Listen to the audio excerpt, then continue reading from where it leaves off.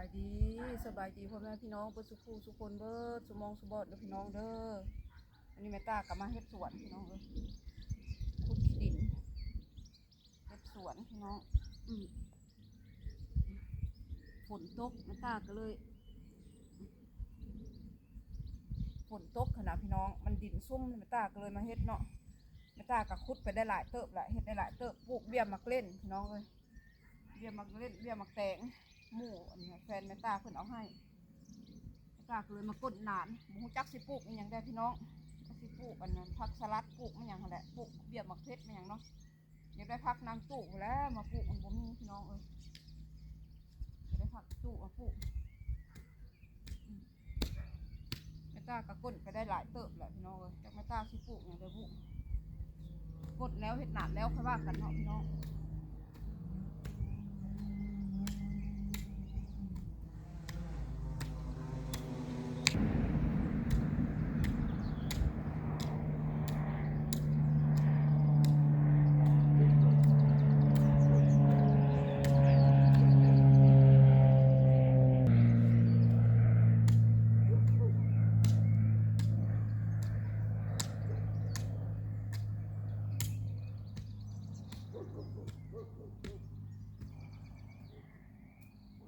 ยากขี้ดินเหนียวนะพี่น้อง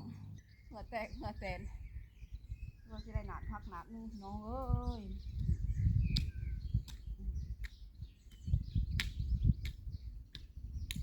ไม่กล้าเห็นฝนตกน้องเห็นฝนตกแล้วก็เลย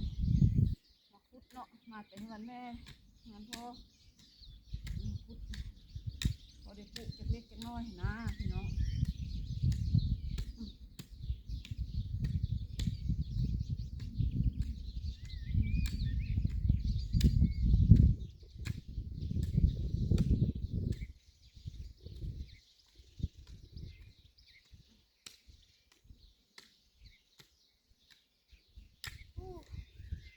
ตัวสิแล้วแต่ละขั้นตอนพี่น้อง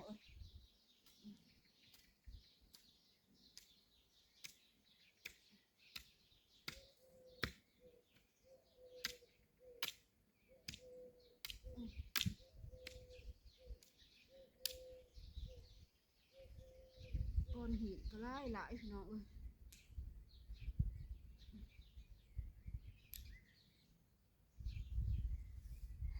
กดไว้พี่น้องเห็ดหนานไว้เวลาเราไปตลาดแม่ตาเห็นแม่ตาก็เสียนั้นในใจแม่ตาว่าสิปลูกเบี้ยมักเพชรปลูกต้นมักเพชรเนาะพี่น้องเนาะแล้วก็ต้นมะเขือแดงแม่ตาขึ้นนะ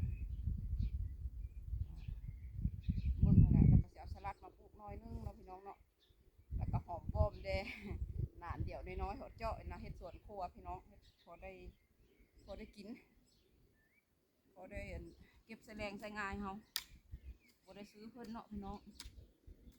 ตะลีกับไก่ได้พี่น้องไปหาดิเซียก็ได้ก้อนหินหลาย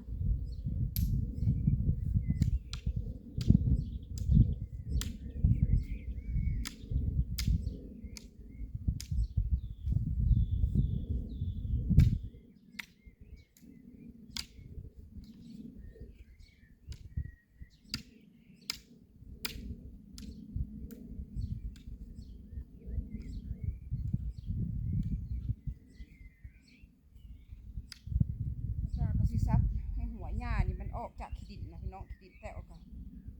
พอสิซาวเอาหญ้าออกเนาะพี่น้องเนาะมันค่อยง่ายนะ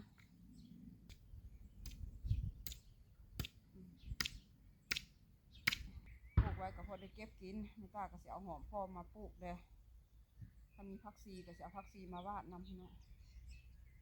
หนาน้อยๆมีแต่แนวอยากปลูกเนาะพี่น้องเนาะพี่น้อง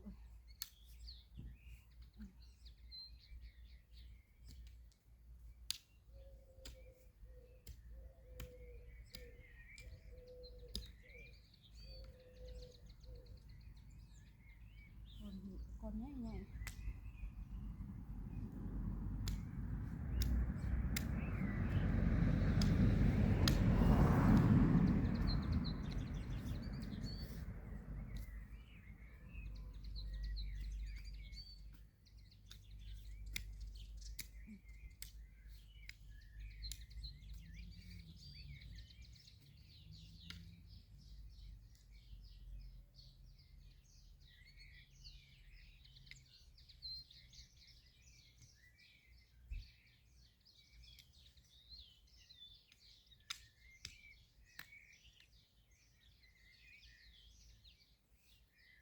มันแห้งหญ้าตายพุ่นละหญ้า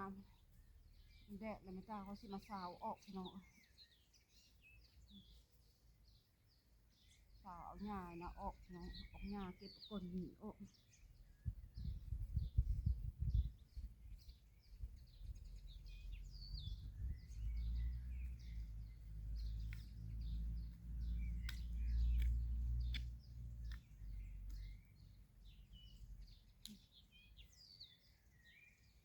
ในสำนี้แหละพี่น้องเอ้ย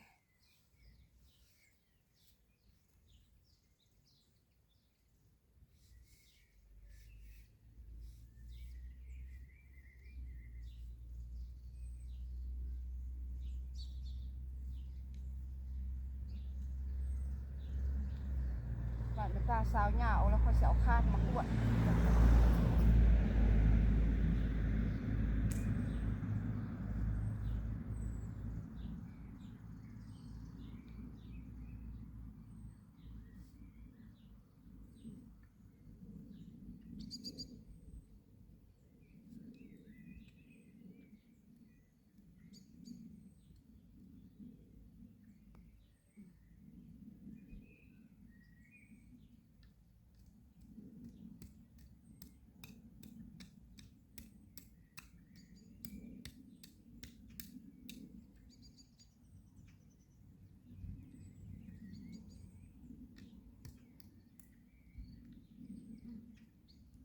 เมื่อยเติบอยู่เด้อพี่น้องเลยกดผักหนาเดี่ยวกันได้เนาะ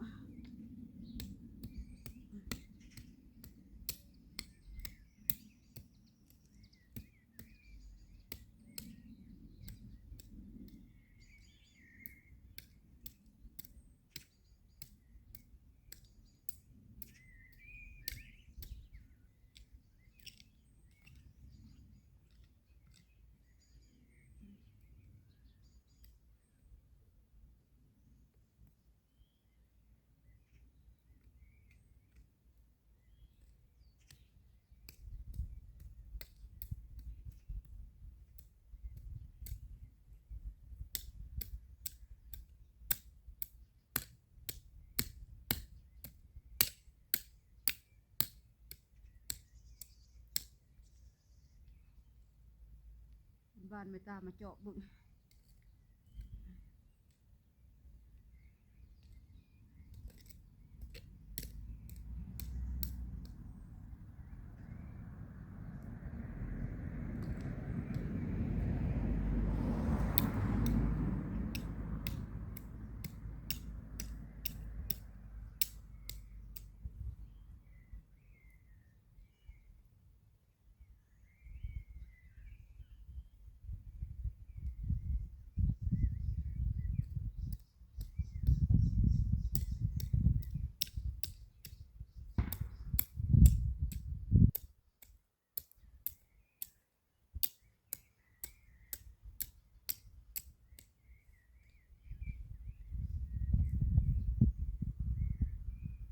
เวลาไม่ตาก็ค่อยสิเฮ็ดครั้งมักเล่นไม่ตาพี่น้อง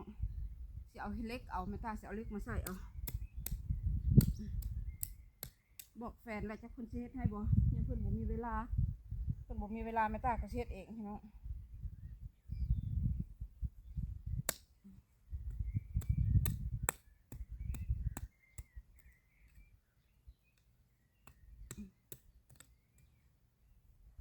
กดหนานพักกับบ่ครึ่งกันนะพี่น้องถ้าเป็นยังไงพวกนี้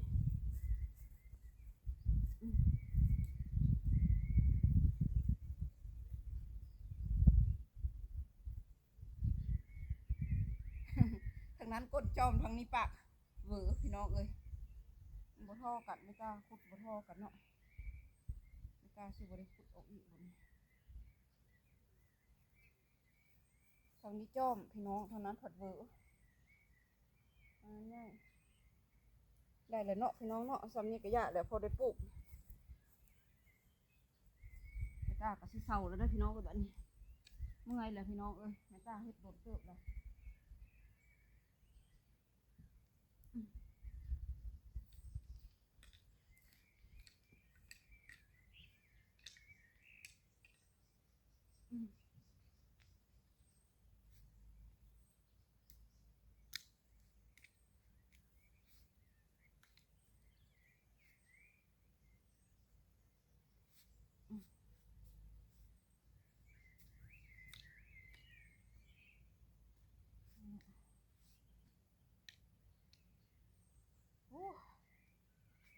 มื่อยพี่น้องบ่ได้เฮ็ดเวียกบ่ได้ออกให้งานดดแล้วพี่น้องเอ้ย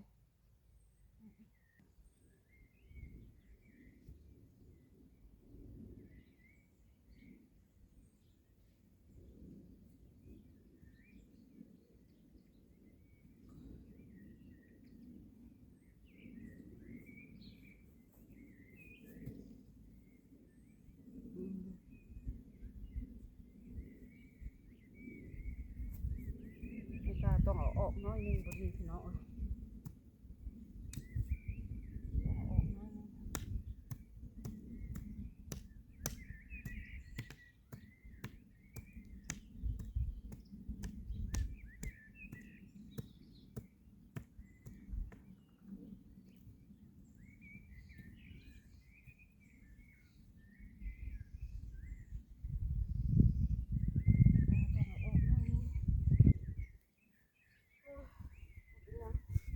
ได้แล้วเนาะพี่น้องสำนี้ก็ได้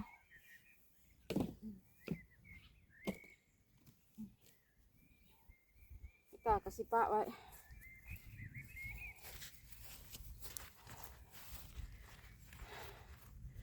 มันบอกพี่น้องเอ้ยตาใส่เบิกเด้อนี่ไม่ตากระปุกต้นมักเล่นพันใหญ่นะพี่น้องพันใหญ่แล้วก็มีต้นมักอันเพิ่นว่าสิให้ลายอยู่อันนั้นเบี้ยมักแตงนะพี่น้องเห็นบ่เบี้ยมักแตงยาวหั่นนะแล้วก็เบี้ยมักบวบฝรั่งเนาะตัวนี้นี่อันนี้ไว้นั่นนั่นบ่ให้ละพี่น้องโอ้ยฝนตกห่ำพี่น้องเอ้ยเลยหอมปอมแม่ตากับกำลังแตกพี่น้องนี่เนาะพี่น้องเนาะเอาสำหรับคลิปนี้กับบ่มีอย่างพี่น้องเอ้ยกดนานพักพี่น้องปีซีนี่ก็สิเปลี่ยนใหม่ละพี่น้องเอ้ยแฟนเพิ่นก็สิเปลี่ยนใหม่ละปลูกดอกไม้แม่ตาก็สิได้จัดได้แปลกเลยปลูกเห็ดใหม่ปีซีนี่เพิ่นขายละพี่น้องตัวนี้เพิ่นขายละจะสิมาเอาละท้ายเดือนนี้เขาจะมาเอานี่อันนี้ก็เบี้ยพักแม่ตานี่เนาะปลูกตัวนี้แม่ตาปลูกขึ้นงามเริ่มติดเลยนะพี่น้องเอ้ยเห็นบ่วันนี้อันนี้ก็ตาเริ่มปลูกผักแพรวปลูกอันหอมสืบมานะพี่น้องพอได้ใส่ลาบใส่ก้อยนะบัดใส่หั่นใส่นี่เนาะเมียมาเล่นก็ปลูกแหละปีซีนบัดนี้เอาตัวนี้ออกเนาะพี่น้องเนาะเอาตัวนี้ออกแล้วสิซื้อตัวใหม่มาใส่นี่เพิ่นเซ็ตใส่นี่พี่น้องมันสิเป็นตัวยาวบัดนี้สิเอาให้เต็มอันนี้เลยว่าสั่นเพิ่นว่านะอ่างอาบน้ำเพิ่นพี่น้องเอ้ยเนาะพี่น้องเนาะเอาสำหรับคลิปนี้กะบ่มีอย่างพี่น้องกดนานพักอยู่สวนไม่ตาแล้วเอาพอกันใหม่คลิปหน้าพี่น้องสำหรับท้ายคลิปนี้ไม่ตาก็ขอกล่าวคำว่าสบายดี